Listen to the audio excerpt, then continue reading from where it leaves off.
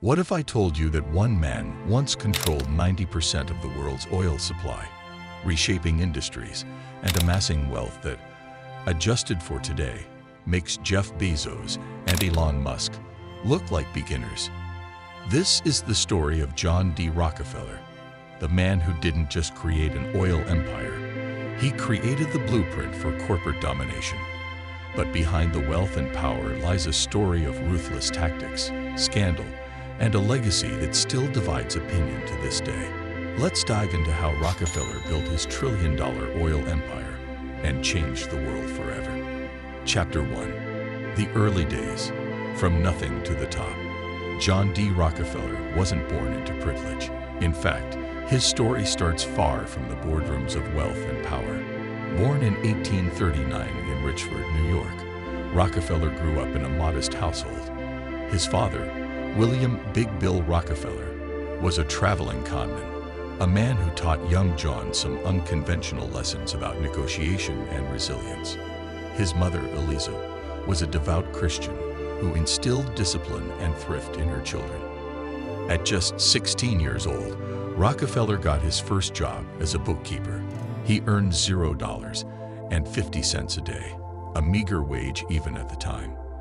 But young John was no ordinary worker. He tracked every penny, every expense, and developed a fascination with efficiency and order. He didn't see money as just a tool. He saw it as something to master. Chapter 2. The Spark of Oil. A new industry emerges. The mid-19th century saw the dawn of the oil industry.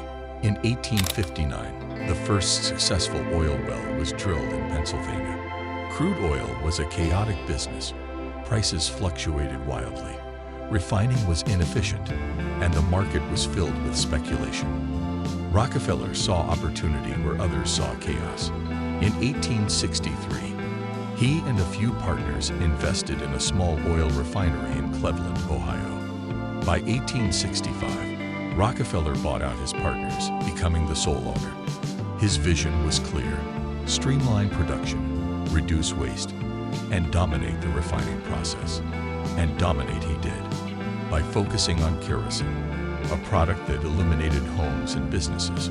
Rockefeller turned oil into an essential commodity. But this was just the beginning. Chapter 3. Standard Oil. The birth of an empire. In 1870, Rockefeller co-founded Standard Oil. His strategy was simple but revolutionary. Control every aspect of the oil business. From refining to transportation, from marketing to distribution, Rockefeller wanted it all.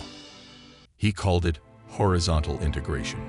One of his most controversial moves was negotiating secret deals with railroad companies. By guaranteeing them massive shipments, he secured discounted rates that his competitors couldn't match. This tactic, while brilliant, was also ruthless.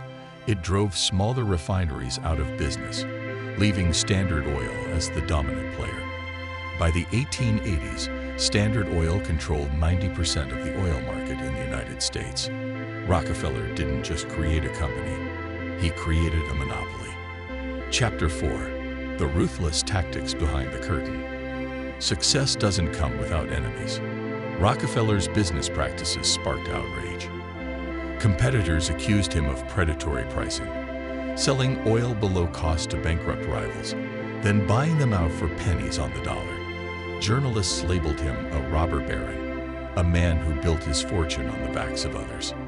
One of his harshest critics was journalist Ida Tarbell, whose father had been ruined by Standard Oil. In her groundbreaking expose, she described the company as an octopus, strangling competition with its many tentacles. Public opinion began to shift. People saw Rockefeller not as a genius businessman, but as a tyrant. Chapter 5. The Fall. Breaking the monopoly. Rockefeller's dominance couldn't last forever. The public outcry, combined with new antitrust laws, put Standard Oil in the government's crosshairs. In 1911, the U.S. Supreme Court ruled that Standard Oil violated the Sherman Antitrust Act, ordering the company to be broken into 34 smaller firms. Ironically, this breakup didn't harm Rockefeller. Instead, it made him richer. He retained shares in each of the new companies, many of which became giants in their own right. Exxon, Chevron, and Mobil. The value of these companies skyrocketed, and so did Rockefeller's fortune. Chapter 6. Beyond Oil. A legacy of philanthropy. Despite his ruthless business tactics, Rockefeller was also a pioneer in philanthropy. He donated over $500 million during his lifetime, funding universities, public health initiatives, and scientific research. Institutions like the University of Chicago and the Rockefeller Foundation owe their existence to his wealth. Yet, his legacy remains polarizing. Was he a visionary who built modern capitalism? Or was he a monopolist who exploited others for personal gain?